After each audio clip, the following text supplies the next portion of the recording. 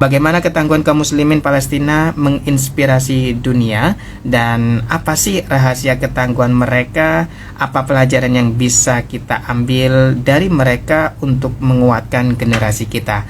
Nah, mari untuk pagi hari ini dulu kita simak pada pembahasan pagi hari ini. Monggo Ustazah disilahkan. Baik, alhamdulillah. Bismillahirrahmanirrahim. Assalamualaikum warahmatullahi wabarakatuh. Waalaikumsalam warahmatullahi wabarakatuh. Hamdanillahum salliyan ala rasulillah, la hawla wa la quwata illa billah. Rabbi syrah li sadri wa yassir li amri wahlul 'uqdatam min lisani yafqahu qawli, amma ba'd.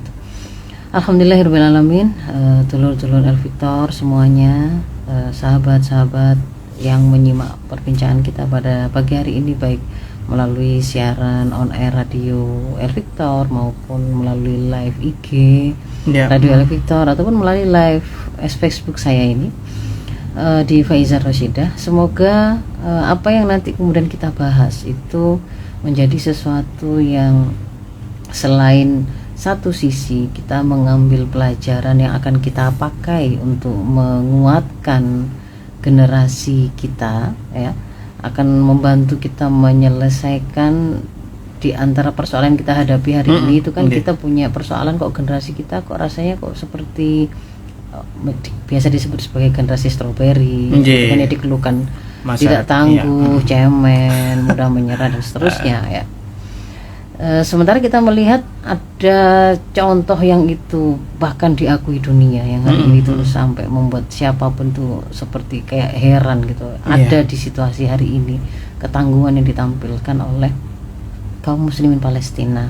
Jadi kita berharap satu sisi itu akan menjadi sebuah pelajaran yang menguatkan kita. Sisi yang lain, dengan kita kemudian mengungkap apa pelajaran bisa kita ambil dari saudara-saudara kita di Palestina, kaum muslimin ini senantiasa ingat bahwa sampai detik ini di Palestina itu meskipun sudah lebih dari 1 tahun 1 bulan, hampir 1 tahun 2 bulan ya, masih saja. Ya, lumayan lebih ya, 1 tahun 2 bulan mau 3 bulan. Mau 3 bulan ya. Ini tuh masih terjadi, sebenarnya bukan perang tapi pembantaian.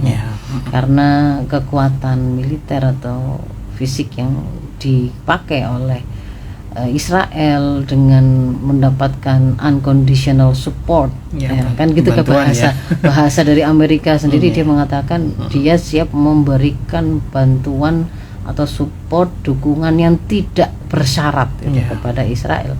Itu yang kemudian situasi, kondisi, kekuatan fisik, persenjataan dan seterusnya yang mereka punya itu habis-habisan untuk bukan bertemu dengan persenjataan dari kaum muslimin Palestina, karena mereka sudah sekian tahun diblokade dari seperti itu. Yang kemudian terjadi dan kita lihat adalah memang justru rakyat-rakyat sipil, ya, mulai dari anak-anak, orang tua, bayi-bayi, ibu-ibu, fasilitas-fasilitas publik yang kalau kemudian kita mengenal dalam Islam ada perang itu bahkan tidak akan mungkin dihancurkan gitu ya. Peternakan, pertanian, lahan pertanian itu kan tidak mungkin dihancurkan. Tapi hari ini kan sampai rumah sakit, sekolah-sekolah, tempat pengungsian itu memang sengaja disasar. Nah, jadi semoga ini juga menjadi sesuatu yang menguatkan mereka gitu ya, mengingatkan kaum muslimin untuk mereka tidak boleh melupakan saudaranya yang sedang di Palestina, yang sedang melaksanakan porsi perjuangan mereka. Tapi kita harus kemudian memotret dan menyuarakan ke dunia internasional supaya itu menjadi supporter yang bisa support yang bisa kita berikan untuk mereka, ya. Nah, jadi kalau kemudian kita bicara Mas Ishak bahwa Palestina itu ketangguhan mereka itu menginspirasi dunia, itu bukan omong kosong, ya. Jadi ketika apa yang terjadi di Palestina itu kemudian hari ini dengan era digitalisasi yang membuat dunia itu borderless, ya. Internet itu membuat semua apa yang ada di sana itu menjadi lebih mudah diakses oleh kita semua dari belahan bumi manapun, lebih transparan. Beda dengan era-era sebelumnya yang mana Israel dengan proyek Hasbaranya yang berusaha membuat sebuah upaya pencitraan Israel dan mencitraburukkan Palestina, gitu kan, ya. Dengan cara menghadirkan, kalau dulu itu mungkin para penulis, para intelektual karya. Dulu kan nggak ada influencer ya, Ya, nggak ada. dulu blogger gitu itu, Iya. dibawa ke sana, dibawa jalan-jalan, ditunjukkan ke Israel, ditunjukkan bagaimana modernnya dan seterusnya, lalu ditunjukkan bagaimana berkebalikannya kondisi Palestina yang dianggap kumuh, yang kemudian seperti tidak berperadaban, tapi tidak kemudian diungkap secara objektif bahwa situasi yang dialami oleh Palestina itu bukan karena karakter mereka itu adalah kaum yang lemah atau tidak berpendidikan atau kemudian tidak memiliki, kemudian tidak, justru bahwa situasi itu kan mereka ada dalam kondisi penjajahan, diblokade sekian tahun, dan mereka bertahan dengan sebuah kreativitas, kekuatan yang luar biasa, tidak pernah ditemui kaum atau umat atau bangsa di era ini seperti mereka ketangguhannya.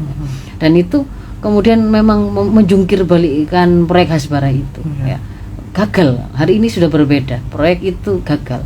Kalau kemudian hari ini ada orang yang masih berusaha menyampaikan bahwa Palestina itu barbar, akan dijawab oleh netizen yang lain. Meskipun dia itu seorang muslim, mengatakan bahwa tidak seperti itu. Justru mereka melihat kemuliaan, mereka melihat ketangguhan, mereka melihat ketulusan, mereka melihat akhlak yang bagus ya. Misalkan ketika kemudian potongan-potongan berita atau film tentang Palestina itu sampai kepada kita, ke publik ya, ke dunia, mereka ada misalkan adegan ibu yang mendapati keluarganya meninggal semua, sebelahnya mungkin ada seorang laki-laki, mungkin itu anaknya yang lain atau entah keluarga yang lain, tetapi kalimat yang kemudian keluar dari ibu ini adalah alhamdulillah, alhamdulillah ya Allah, kan gitu kan, segala puji adalah untukmu ya Allah, engkau boleh ambil siapa saja hatta tardo, kan gitu kan ya, sampai engkau ridho. Tidak ada kalimat-kalimat di situ. Kenapa kok engkau begitu? Tidak ada kalimat yang itu sifatnya itu menggugat Allah, meraung-raung, nggak terima, atau kemudian menampakkan kejatuhan yang sampai membuat mereka itu tidak sanggup menghadapi. Ya, tidak ada. Tapi kemudian kita menemukan itu, alhamdulillah. Gitu. Ada kemudian potongan video bapak-bapak yang sudah sepuh, ketika kemudian melihat ada bapak-bapak yang lain tuh menangis gitu ya, kemudian dia menghibur bahwa apa yang kau sedihkan, keluargamu sudah hari ini itu sudah di tempat yang jauh lebih baik, bahkan lebih baik dari apa yang kita hadapi hari ini. Itu menjadi sebuah anugerah. Tidak semua orang itu mendapatkan amanah, diberikan kesyahidan daripada keluarganya, orang yang dicintai dan seterusnya. Itu jadi kemudian mereka melihat, loh kok bisa ya, ada ya orang kehilangan seperti itu masih bersyukur, masih menunjukkan bahwa dia itu kuat, mau diberi ujian apa, oke, kami siap, kan gitu kan ya. Itu satu. Kemudian mereka juga melihat misalkan ada potongan video Paman Khalid ya, dulu terkenal Paman Khalid yang kehilangan cucunya yang lucu sekali itu ya, perempuan dan laki-laki, dan adegannya yang viral itu kan dia mencium cucunya yang perempuan itu. Nah di situ kan kemudian dunia itu melihat, loh katanya orang-orang muslim yang itu diidentikan dengan jenggot panjang, lalu kepalanya itu seperti ada sorbannya, itu teroris, itu orang-orang yang kasar, itu orang-orang yang melakukan kekerasan, suka membantai, suka memenggalkan begitu. Kok ini yang mereka lihat enggak gitu? Ini kakek-kakek yang sangat nampak sekali cinta, kasih sayangnya, kelembutannya, bagaimana kemudian dia menceritakan interaksinya dengan cucunya ini sehari-hari sebelum kemudian cucunya itu kena bom dan seterusnya. Itu ada itu kok nggak kayak seperti yang diceritakan di film kan, gitu kan ya, yang di film yang dibikin oleh Barat, oleh Amerika dan seterusnya. Nggak ada itu teroris, nggak ada citra teroris pada jenggot kakek yang panjang dan surban yang ada di kepalanya, nggak ada. Kemudian juga mereka melihat hal yang tidak mereka temukan lagi itu adalah bagaimana para bapak, para laki-laki. Kalau kemudian kita lihat semua video-video tentang Palestina, ketika kemudian di situ ada pengeboman, ada rumah yang runtuh, ada reruntuhan dan seterusnya, itu kan memang para bapak itu yang bekerja, karena para ibu, para anak-anak itu mereka ada di tempat yang terlindung, bukan mereka yang kemudian bertanggung jawab untuk membuka reruntuhan. Enggak, itu memang para bapak gitu.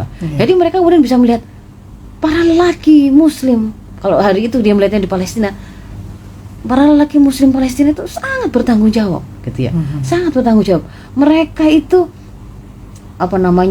rela ini nyawanya untuk mendapatkan tepung, untuk kemudian mengantri, untuk kemudian mereka bekerja siang malam membantu siapapun yang bisa diselamatkan, gitu kan ya.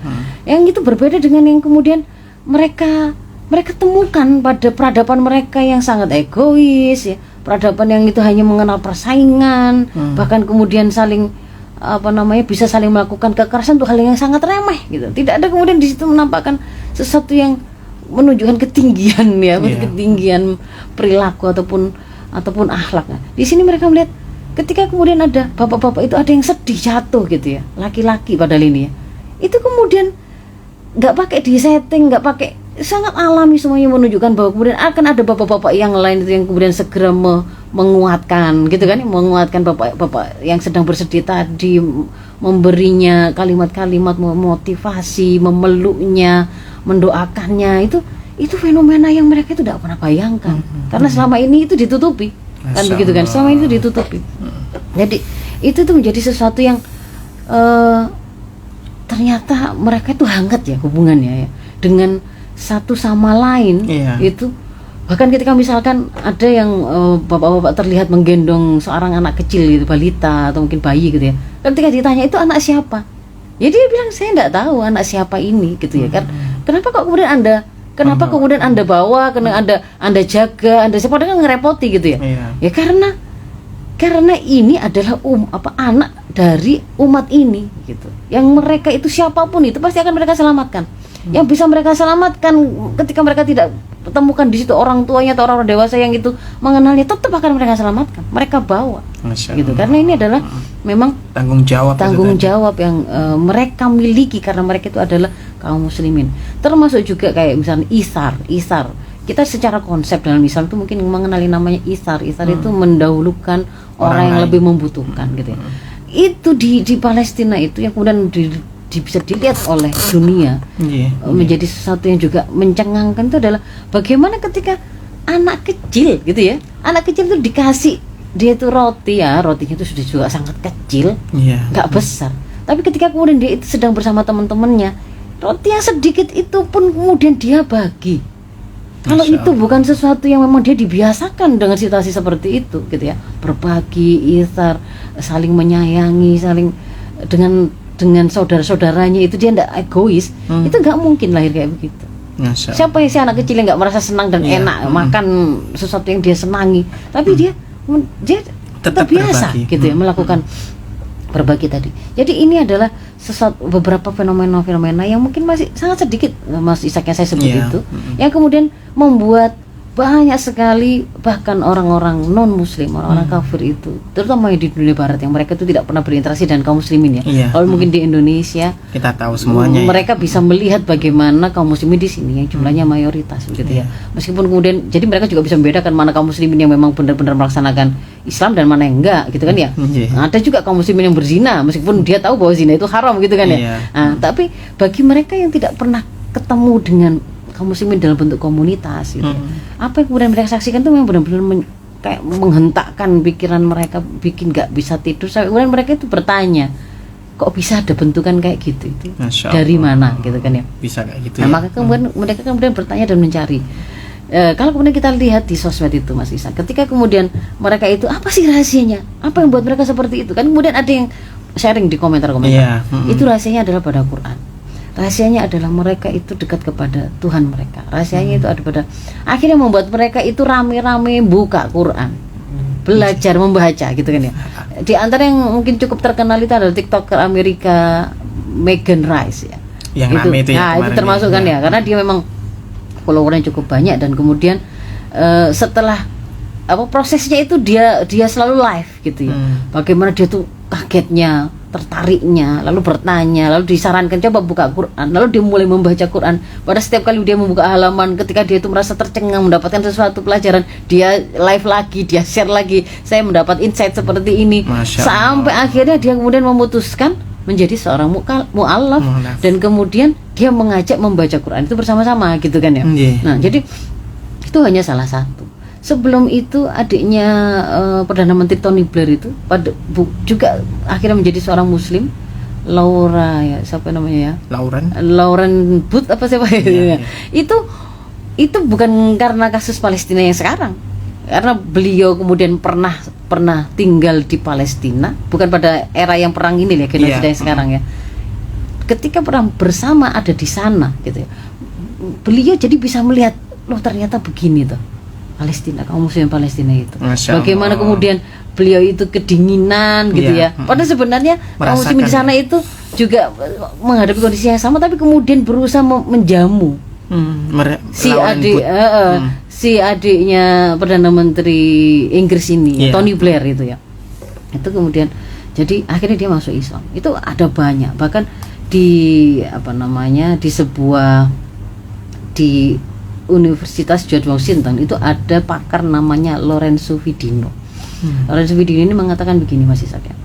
Gen Z di Barat saat ini muak dengan sistem ekonomi dan politik di Barat. Mereka sebenarnya juga muak dengan nilai-nilai sosial yang ada di Barat. Artinya Gen Z itu kan di antara kelebihannya mereka itu terkoneksi dengan sumber-sumber informasi secara global. Mereka memang punya karakter FOMO, tapi itu membuat mereka itu memang punya informasi jauh lebih banyak daripada orang-orang. Sehingga kemudian juga dikatakan kan mereka adalah generasi global mindset dan memiliki kepedulian yang tinggi. Sebenarnya begitu karakternya. Jadi ketika kemudian mereka melihat apa yang ada di kehidupan mereka sebenarnya muak. Sistem ekonomi yang kayak gini, mereka sudah bisa tahu bahwa 1% menguasai harta yang itu dibutuhkan dan diperebutkan oleh 99% yang lainnya. Artinya ada monopoli oleh oligarki kan gitu kan, oleh mereka-mereka yang punya segelintir uang, orang kapitalis. Itu mereka tahu itu sistem ekonomi kayak begitu, sistem politik kayak begitu, dan sistem sosial yang juga rusak, yang zina di mana-mana, aborsi di mana-mana, penyakit di mana-mana. Itu tuh mereka juga lihat itu. Tapi mereka kan tidak pernah terbayang. Terus solusi dari ini, aturan yang berbeda dengan ini itu nggak pernah mereka itu ngerti begitu ya, karena kan memang bukan peradaban yang dekat dengan mereka. Mereka ada di tengah-tengah pusatnya sistem sekuler kapitalis kafir kan begitu kan ya. Nah, jadi di situ dikatakan oleh Lorenzo Vidino ini, pakar dari Universitas George Washington itu, si Gen Z di Barat saat ini sudah muak dengan sistem ekonomi dan politik di Barat. Mereka juga muak dengan sistem nilai-nilai sosial yang ada di Barat. Tapi selama ini mereka tidak punya alternatif untuk mengubah sistem hidup tersebut. Namun ketika kemudian kondisi Gaza itu ada, kondisi Gaza ini membuka mata mereka. Mereka kaget melihat ketabahan dan keteguhan warga Gaza, mempertahankan keyakinan meski menjadi korban genosida. Nah, ketabahan warga Gaza ini memantik Gen Z untuk mempelajari Al-Quran, sumber hidup warga Gaza. Jadi setelah kemudian mereka menemukan alternatif sistem hidup yang selama ini mereka cari selain Barat. Jadi itu ada banyak gitu ya. Memang benar-benar menginspirasi dunia. Nah, kita yang Muslim dari negeri Muslim terbesar, masa kemudian tidak bisa lihat itu gitu loh. Kalau saudara-saudara kita ada di Palestina, itu memang porsi peran dan perjuangan mereka itu adalah mereka bersabar dengan ujian itu. Mereka harus menjadi tangguh generasi yang memang harus menjalani itu. Tetapi kita yang kemudian mendapatinya, kalau zaman dulu kita misalkan ditanya, gimana sih gambaran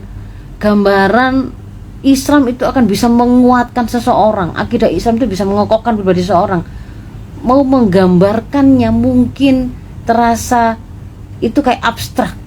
Tapi sekarang itu kita tinggal tunjuk dengan jari, karena ada fakta yang dihadirkan di hadapan mata kita. Ya seperti orang-orang Palestina itu. Bagaimana kekuatan imannya itu sampai membuat mereka itu mengalahkan mereka dengan kekuatan materi atau fisik. Nah, jadi itu berarti kan nggak boleh kita itu terus kemudian kok malah kalah dari orang-orang kafir yang terinspirasi oleh kaum muslimin Palestina, dan lalu mereka mencari tahu sampai menemukan rahasianya. Nah, rahasianya apa? Ini kita refresh untuk kita kaum muslimin di sini ya. Bahwa rahasia ketangguhan itu dari mana? Kalau kita membuka surat Ibrahim 24:25 gitu ya, yang ketika Allah itu menerangkan tentang perumpamaan kalimat thayyibah itu loh Mas Ishak. Kalimat yang baik itu sesuatu yang baik itu seperti kalau itu pohon itu kan dia punya akar yang menghujam ke tanah, kuat, pohonnya itu kemudian kokoh menjulang ke langit, memberi buah yang tidak kenal musim. Itu kan gitu ya. Jadi sesuatu yang baik itu akan menghasilkan pohon bangunan yang memang baik, bahkan buahnya itu bisa diambil dinikmati oleh orang banyak. Tidak hanya untuk pohon itu kan gitu ya, bukan untuk pohon tapi untuk pihak-pihak lain. Itu bahkan tidak kenal musim. Kita bisa melihat bagaimana kaum muslimin Palestina dalam keadaan sulit sekalipun ternyata kondisi mereka, ketangguhan mereka tetap bisa menjadi kebaikan yang menginspirasi dunia. Masya Allah. Pada waktu kemudian mereka ada pada kondisi relatif lebih bisa beraktivitas, kita bisa melihat bagaimana mereka itu tidak hanya anak-anak sampai profesionalnya memang mendekat dengan Quran, menghafal Quran, mengajarkan Quran di luar mereka aktivitas sehari-hari mereka. Yang ibu ya ibu, yang anak ya sekolah ya, yang dokter ya tetap dokter, tapi mereka juga tetap mendekat pada Quran dan tidak kemudian kayak orang yang kerepotan gitu sampai nggak sempat baca Quran kan nggak gitu.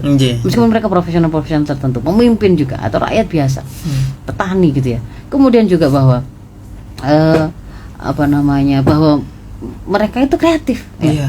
Ketika sekian tahun itu diputus dari aliran listrik dan air, apa yang kemudian mereka lakukan? Kan mereka tidak mudah nyerah. Mereka bikin bagaimana panel menggunakan menyaring air laut menggunakan tenaga surya yang Allah siapkan. Mereka rubah itu. Mereka sediakan untuk masyarakatnya kalau mau ngecas di sini, sampai kemudian juga yang namanya media-media itu kan bisa memanfaatkan itu untuk mengabarkan kondisi di sana. Itu karakter kreatif, tidak mudah menyerah, tidak takut mati. Misalkan kita pernah melihat kan banyak itu ya yang namanya foto-foto anak kecil-kecil gitu ya. Foto yang paling terkenal mungkin pada waktu Intifadah yang sebelumnya itu Syahid Faris Audah, namanya Faris Audah, anak kecil dia, anak 10 tahunan, yang fotonya fenomenal karena dia berhadapan dengan tank, dia pakai batu.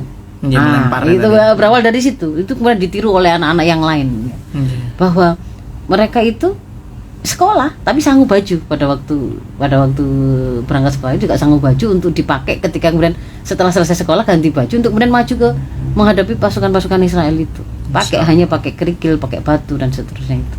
Jadi memang mereka ada perjuangan gitu ya, ada semangat perjuangan untuk kemudian membela tanah Al-Quds ini, karena itu amanahnya itu amanah agama juga. Mereka harus bertahan di situ, tidak boleh mereka tuh pergi dari sana kan. Terus tidak takut mati, padahal kok tidak menyerah, toh mereka itu senjatanya nggak punya, sementara yang dihadapi itu musuhnya itu memiliki senjata lengkap. Nah, disitulah kemudian kita tunjukkan bahwa rahasianya adalah mereka memiliki yang namanya kuwatur ruhiyah. Kuwatur ruhiyah itu kalau di sebuah kitab Mafahim Islam, Syekh Hussein Abdullah itu ya mengatakan bahwa itu adalah sebuah kekuatan yang lahir karena kesadaran hubungan seseorang dengan Allah, Tuhannya, sang penciptanya. Idroksillah billah, kesadaran akan hubungan seseorang, saya dengan pencipta saya, membuat saya tahu, oh saya ini adalah hambanya. Dunia ini, alam semesta ini, semua hewan, semua kekuatan, semua kehidupan itu Allah yang menciptakan. Maka yang namanya sumber dari segala kekuatan ini, misalkan matahari kita anggap hebat, itu lebih hebat tentu yang menciptakan matahari. Kalau kemudian kita menganggap yang namanya nuklir itu hebat, yang menciptakan ion-ion, yang menciptakan atom itu ya Allah gitu, yang menciptakan apapun itu, zat-zat ininya, unsur-unsur apapun yang ada kita temui hari ini, itu Allah. Maka idroksila bila ini akan mengantarkan dia tuh faham bahwa Allah lah zat yang mematikan dan menghidupkan. Maka kalau kemudian Allah yang memberi dia hidup itu memerintahkan, majulah kamu untuk jihad, meskipun dia itu persenjataannya jauh lebih sederhana daripada musuhnya, tapi dia yakin betul bukan karena itu yang menyebabkan dia akan mati. Pasti matinya. Kalau dia itu menghadapi itu pasti matinya, enggak. Karena dia paham betul bahwa Allah itu adalah sumber dari segala kekuatan apapun, gitu kan ya. Kalau kemudian Allah menghendaki, dia bisa menjadikan yang namanya angin, yang namanya batu, yang namanya bumi, yang namanya air, semua laut itu sebagai pasukannya. Belum malaikat-malaikat yang diketahui. Jadi ketika kemudian diperintahkan, ini sudah dia akan berangkat. Toh yang menjadi tugas dia adalah taat. Yang akan dihitung oleh Allah adalah ikhtiarnya, bukan hasilnya. Maka di situ akan tampil dia itu menjadi generasi yang memang tidak mudah menyerah, akan kreatif, tidak takut mati, kan gitu ya. Nah, dan itu bukan hanya ada pada Palestina, Mas Ishak. Karena apa? Karena ketika rahasia itu ada pada akidah tadi, maka akidah yang sama itu pula lah yang telah menguatkan generasi sebelum dia, sebelum Palestina. Bagaimana kok kita bisa menemukan ada Muhammad Al-Fatih yang kepikiran strateginya itu menyeberangkan kapal naik Bukit Galata, ya gitu kan ya. Kok bisa? Ya karena dia memahami hal yang sama, akidah yang sama itu membuat dia menghasilkan sebuah kekreativitasan yang sama. Kaum muslimin di Palestina yang dia tidak takut mati, kalau musuhnya itu harus masuk dalam tank supaya dia itu berani jalan-jalan di jalan Gaza. Kaum muslimin Palestina dalam hal ini Al-Qassam misalnya begitu, dia cukup bahkan membawa nggak pakai sandal, nggak pakai sepatu, bajunya training biasa gitu kan, di syuting-syuting itu. Lalu dia meletakkan bom untuk menghancurkan tank itu, langsung ditempelkan gitu kan, jalan kaki di situ. Ya bagaimana, bayangkan orang yang nggak takut mati seperti itu mau dikalahkan oleh orang yang terkencing-kencing karena melihat musuh kan nggak bisa gitu kan ya. Jadi saya ingin menunjukkan bahwa kunci utamanya itu adalah pada akidah, dan akidah yang kuat seperti itu yang melahirkan kesadaran hubungan dia dengan Allah yang seperti itu tidak harus kita miliki, tidak harus bahwa kita akan memilikinya kalau kita mengalami ujian sama seperti kaum muslimin Palestina, gitu loh. Mau kita itu miskin atau kaya sama. Muhammad Al-Fatih itu dari keluarga kaya, anak khalifah dia. Tetapi ketika kemudian kita itu terlahir sebagai anak yang yatim, itu ketika memiliki akidah yang sama, ya sama kokohnya.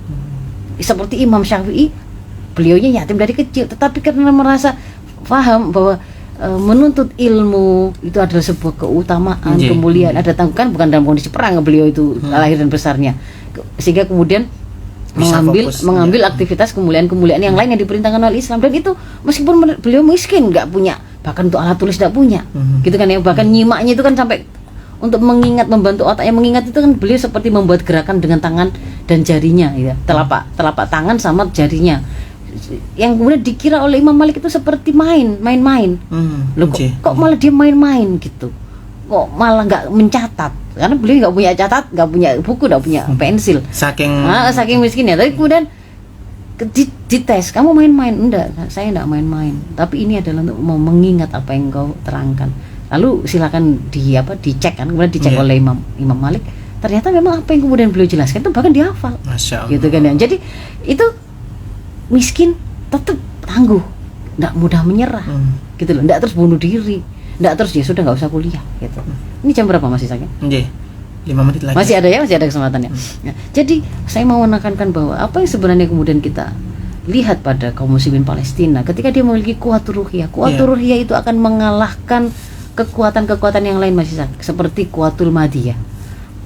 Kuatul madiyah itu adalah motivasi atau orang itu merasa punya kekuatan karena dia memiliki barang-barang fisik. Misalkan badan saya lebih besar, ketemu sama anak lebih kecil. Wah, terus dia merasa sombong, dia beranilah saya kalau kemudian bertarung sama itu, duel sama itu, karena dia merasa besar, termotivasi dan merasa kuat karena dia punya badan yang besar. Itu kuatul madiyah. Iya, kuatul madiyah. Ada juga kuatul maknawiyah. Mungkin bukan karena dia itu punya persenjataan yang lengkap, bukan karena dia itu punya harta, tapi karena maknawiyah, ada keinginan untuk misalkan dikenang sebagai orang yang baik, dikenal sebagai orang yang akan dicatat oleh sejarah sebagai pahlawan, misalnya begitu ya. Nah, dia tetap mau kemudian melakukan perjuangan tertentu.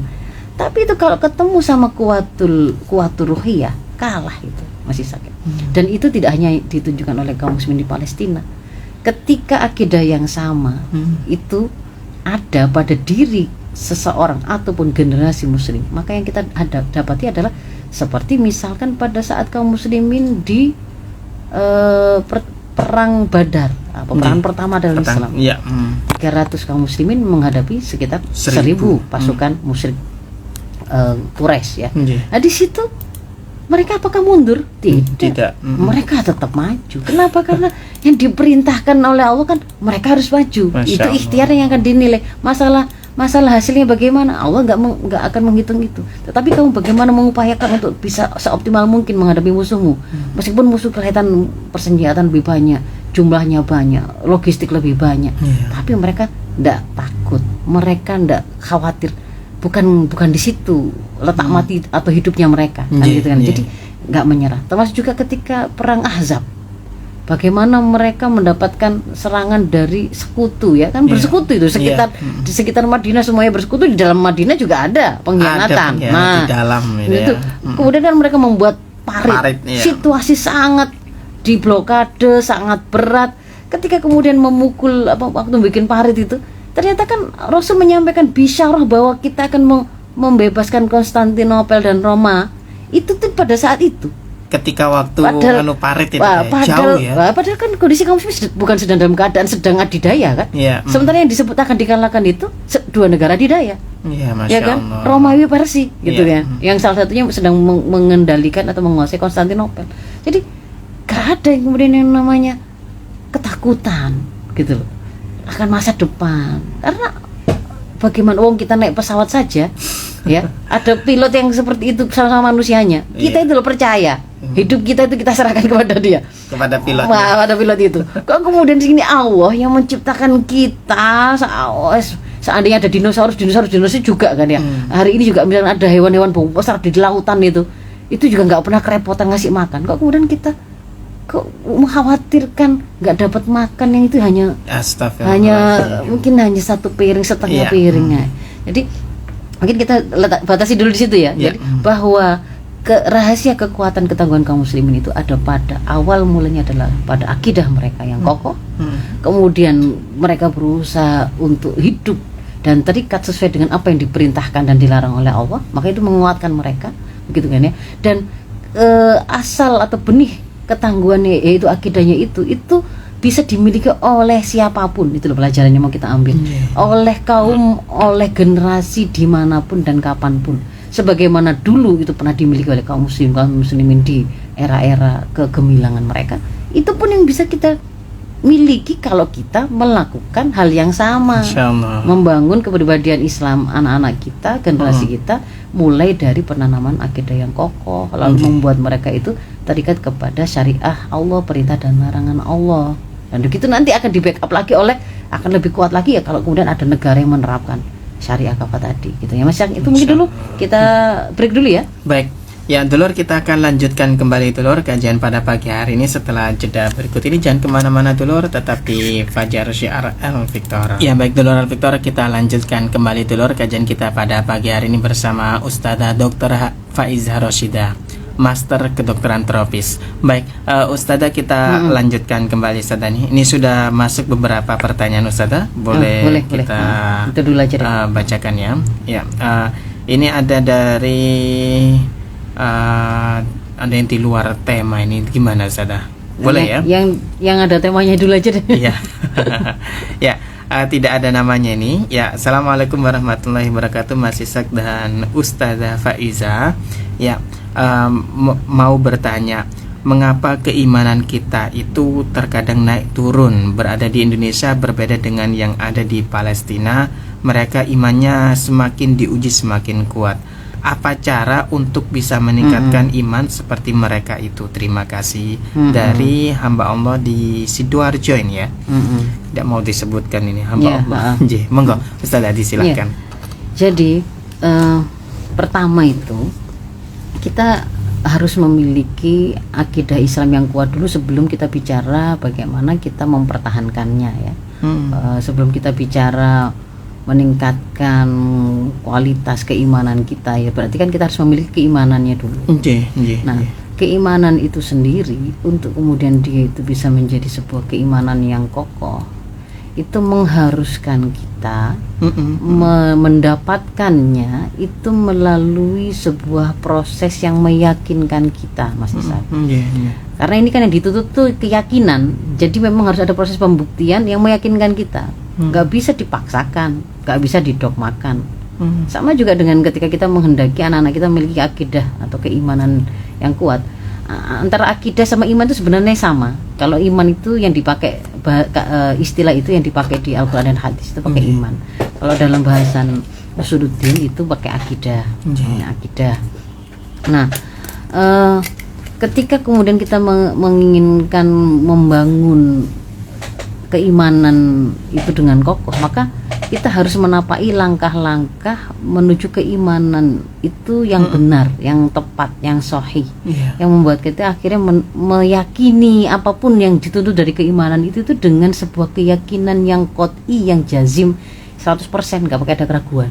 Nah, itu namanya, kalau kemudian yang dituntut itu adalah iman pada Allah, ya memang benar-benar kita melakukan proses pembuktian bahwa memang ada Allah, bukan ada atau tidak adanya itu tergantung ide saja. Kalau kita katakan ada jadi ada, kalau enggak ada. Gitu. Tapi mau kita ngakui kita enggak ngakui, memang hakikinya ada Allah. Dari mana kita kemudian mendapatkan keyakinan bahwa memang ada Allah, yang Allah itu Al-Khaliq, yang Maha menciptakan ini semua gitu ya. Dari mana? Cukup hanya dengan melakukan sebuah proses pengamatan kepada apa yang ada di dalam diri kita maupun apa yang ada di sekitar kita. Ya, apa yang ada dalam diri kita, misalkan contohnya apa? Contohnya, coba perhatikan rambut saja misalkan. Rambut di dalam tubuh kita itu kan buahnya. Masya Allah. Nah, tapi kemudian ada yang bisa tumbuh panjang. Ada yang enggak. Alis itu sama bulu mata, kok enggak panjang tumbuh terus itu. Kalau habis digonting dicukur tumbuh. Tapi pada titik tertentu dia berhenti. Kalau rambut di kepala kita itu dicukur gitu, tiap dicukur pasti tumbuh lagi. Kalau nggak dicukur dia akan panjang terus kan gitu kan dia. Kok bisa? Memang siapa yang ngatur? Bahkan kita yang memiliki rambut itu enggak ngatur. Bukan pula diatur oleh ibu kita pada waktu kita dilahirkan, enggak. Kan gitu kan ya. Apalagi diatur oleh kucing gitu kan ya. Oleh tetangga kita kan ya. Itu contoh berpikir itu seperti itu gitu. Membuat dia akhirnya pasti ada ini kan gitu kan ya. Zat yang telah menciptakan, kan bukan saya yang menciptakan juga, karena bukan orang tua saya yang menciptakan gitu kan ya. Bukan yang mengatur. Berarti kan ada ini yang menciptakan itu dari tidak ada menjadi ada. Dan dia yang maha menciptakan itu maha mengatur. Kok bisa kemudian kita itu ketika diciptakan jadi manusia itu kemudian dilengkapi oleh karakter, kita butuh makanan, maka disiapkan oleh Allah. Di situ ada mulut, di situ ada gigi, di situ ada air ludah gitu ya, di situ ada enzim-enzim. Gigi aja kok bentuknya kok macam-macam, ada yang untuk menggigit, ada yang untuk merobek, ada yang untuk mengunyah. Kalau dibilang itu kebetulan gitu ya, itu terlalu rumit untuk sebuah kebetulan. Kemudian ada lidah yang akan bisa menggerakkan makanan itu ke dalam, kok ototnya itu kok bisa untuk kemudian buat kita tidak tersedak rayuan antara nafas sama makanan, gitu kan nggak ada gitu. Itu semua itu sudah diatur begitu, yang membuat kita akhirnya bisa sampai pada kesimpulan bahwa Al-Khaliq tadi adalah juga Al-Mudabbir gitu kan ya, yang maha mengatur, hambanya, makhluknya siapapun itu. Nah, singkatnya ini karena harus cepat ya. Nah, maha mengatur itu tadi itu dalam bentuk apa? Dia turunkan aturan. Aturan itu adalah dalam bentuk wahyu yang disampaikan. Kalau kamu pengen hidupmu itu bagus, benar, baik gitu ya, jadi bahagia, nggak rusak, begini loh. Kalau memenuhi naluri seksualmu dengan pernikahan, tidak dengan zina. Kalau kamu pengen dapat harta, dapat ini sebab-sebab kepemilikan yang kamu dibolehkan, ada bekerja, boleh melalui pemberian, boleh melalui warisan, boleh kamu melakukan syirkah. Ini diterangkan gitu loh. Mana yang kemudian harus kamu hindarikan, itu akan mengantar pada kerusakan. Contohnya adalah zina, gonta-ganti pasangan, LGBT. Ada diperkenalkan yang namanya ada pada orang tua, ada pada tetangga, dan itu semua itu aturan gitu loh. Nah, itu diturunkan dalam bentuk wahyu, dalam bentuk Al-Quran. Maka kemudian kan kita harus membuktikan sampai kita yakin memang benar bahwa Al-Quran yang kita baca itu bersumber dari Allah yang menciptakan alam semesta dan dunia tadi. Bagaimana caranya? Dengan sebuah proses berpikir lagi. Al-Quran ini kemungkinannya itu dari mana saja sih? Karena dia dibawa oleh Muhammad, kemungkinan terdekat ya dia dibawa oleh Muhammad, pasti mungkin bikinannya Muhammad kan gitu kan ya. Atau Muhammad itu orang Arab dan juga kemudian diturunkan di Arab, berbahasa Arab lagi, mungkin dibikin oleh orang Arab gitu kan ya. Atau kemudian dibuat memang berasal dari Allah yang Al-Khaliq tadi. Nah, itu proses pembuktian. Kita akan ketemu kemudian kalau panjang gitu ya, kita bisa membuktikan satu persatu. Tidak mungkin dibuat oleh orang Arab. Di dalamnya situ itu ada sebuah ayat, ada banyak ayat yang kemudian menantang kaum Arab untuk bikin satu ayat saja, semisal dengan Quran. Tapi kan fa'ilam yastati apa namanya, ayatnya di Al-Baqarah itu misalkan wa in kuntum fi raibim mimma nazzalna ala abdina fa'tu bi suratin min mithli wa du'u syuhada'akum min dunillahi, gitu kan ya.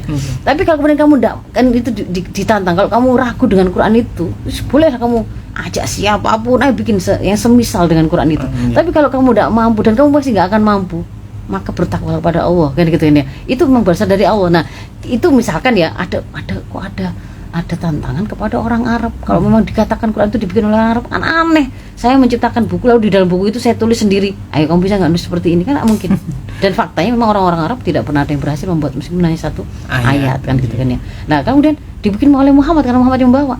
Lah Muhammad juga bagian dari kaum Arab. Ketika kaum Arab sudah kita pastikan tidak mungkin menciptakan Quran, ya termasuk di dalamnya adalah Nabi Muhammad. Selain itu kemudian juga kalau dengan kajian yang lain, gaya berbahasa Muhammad ketika menyampaikan hadis yang itu wahyu tapi hanya dalam bentuk makna tapi lafadznya dari beliau dibandingkan dengan Quran jauh sekali. Nah itu ada penjelasan tersendiri sehingga akhirnya memang dari Allah. Nah itu kan dia. Ketika sudah kemudian yakin bahwa Al-Quran sudah kita buktikan berasal dari Allah, lalu kemudian Al-Quran ini dibawa oleh Rasul, oleh Muhammad, maka kita bisa buktikan yang membawa Quran itu berarti Rasul atau utusannya Allah.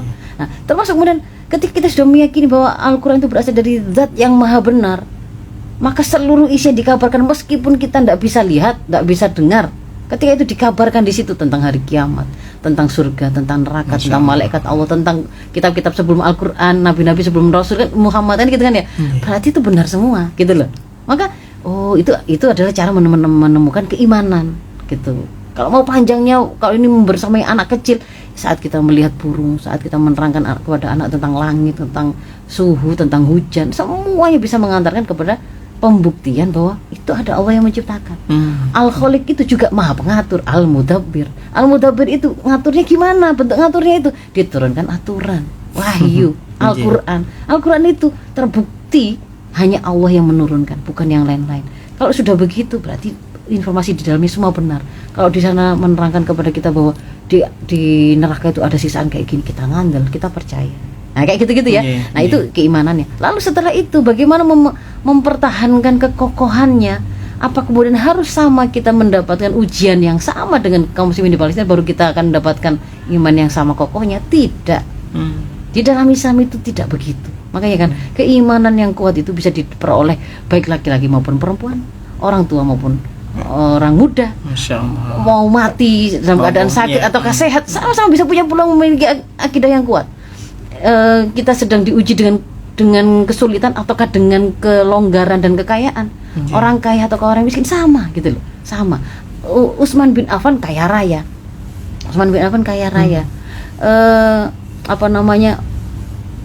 Mus'ab bin Umair yang tadinya itu juga kaya raya, memiliki keimanan ketika miskin pun juga, ketika kemudian akhirnya beliau itu hijrah ketika menjadi seorang mukmin itu kan dia harus meninggalkan segala kemewahan yang beliau punya, ya tetap gitu loh. Jadi tetap tidak imannya, iya, jadi tidak kemudian itu terpengaruh oleh kekayaannya gitu kan. Jadi makanya kita bisa mencetak anak-anak kita itu semuanya memiliki keimanan yang kokoh dan tangguh. Itu mau kita itu orang kaya, keluarga kita harmonis, kita punya banyak fasilitas, ataupun kita dalam keadaan susah, dalam keadaan serba terbatas, atau ada ujian-ujian yang menurut kita itu membuat berat, sama, semuanya sama.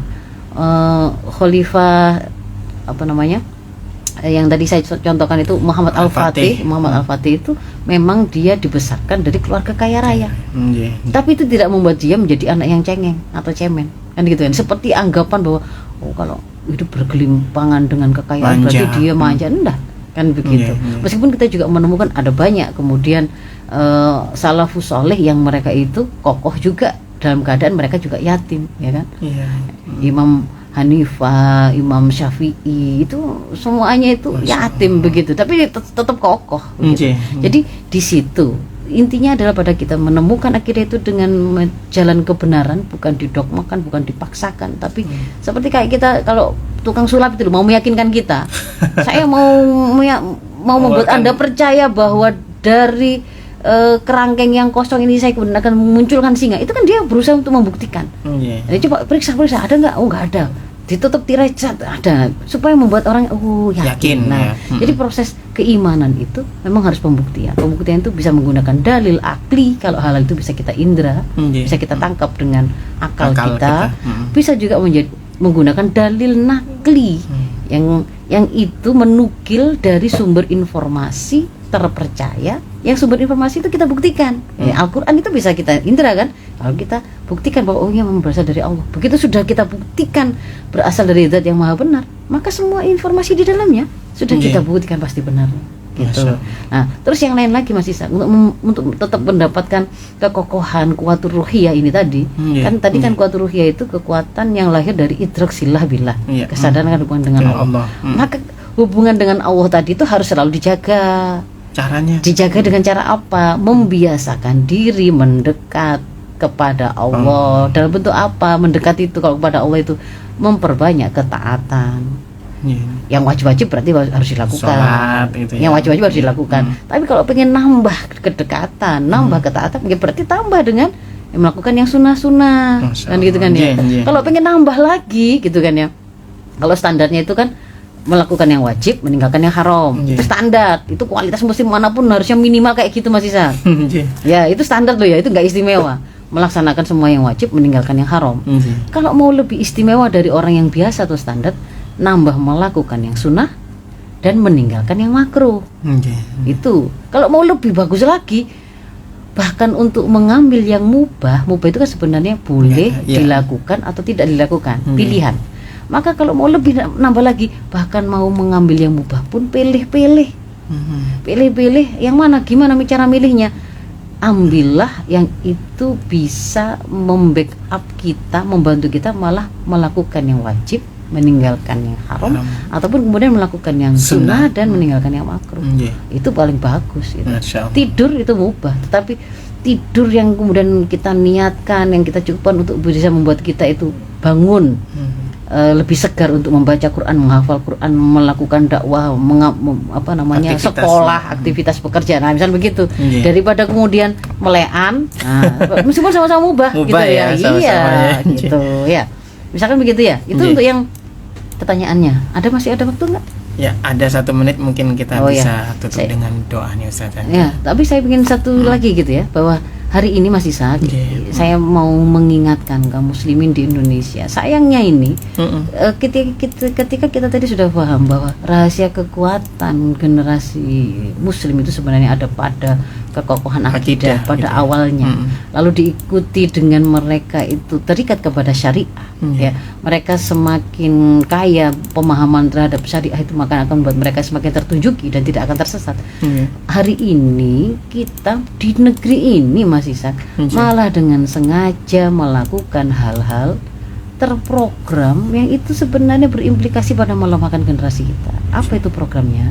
Yang disebut sebagai program moderasi beragama, yang menggoyang kekokohan bangunan anak-anak kita itu mulai dari akidahnya. Yang harusnya kita tuh menanamkan akidah itu tidak boleh ada keraguan kepada Allah, bahwa itu adalah memang satu-satunya pencipta alam semesta ini. Ini digoncang dengan ide-ide sinkretisme. Semua agama benar, semua agama mengajarkan kebaikan, sehingga sama semua agama. Ketika kemudian anak-anak itu belum kokoh sudah diajari semua agama sama, maka dia akan berpikir, lah buat apa kemudian harus menjadi seorang mukmin? Sama-sama kan gitu kan ya, sama-sama masuk surga, cuman bedanya surga yang mana, surganya Tuhan siapa gitu kan ya. Sama-sama kalau orang, jadi itu akan membuat mereka itu goyang akidahnya. Apalagi kemudian ditambah dengan program yang kedua yang dibawa di dalam moderasi beragama itu sekularisasi. Sekularisasi itu ngajarkan nggak melarang beragama, tapi kalau bicara tentang kehidupan nggak usah bawa agama. Kalau mau pakai baju nggak usah bawa agama. Kalau mau bergaul nggak usah bawa agama. Gitu-gitu itu. Sampai pada level kalau mau jadi pejabat nggak usah bawa agama. Nah itu milih-milih pemimpin nggak usah bawa agama gitu kan ya. Ya itu sebenarnya wujud sekularisasi. Ini melemahkan generasi. Karena sebenarnya yang akan mengakukan mereka itu kalau mereka itu pegang tuntunan Islam. Lah kalau kemudian disuruh malah gak usah bawa agama itu tempatnya di masjid saja, ya sudah, malah kita tidak akan panen generasi yang kokoh itu.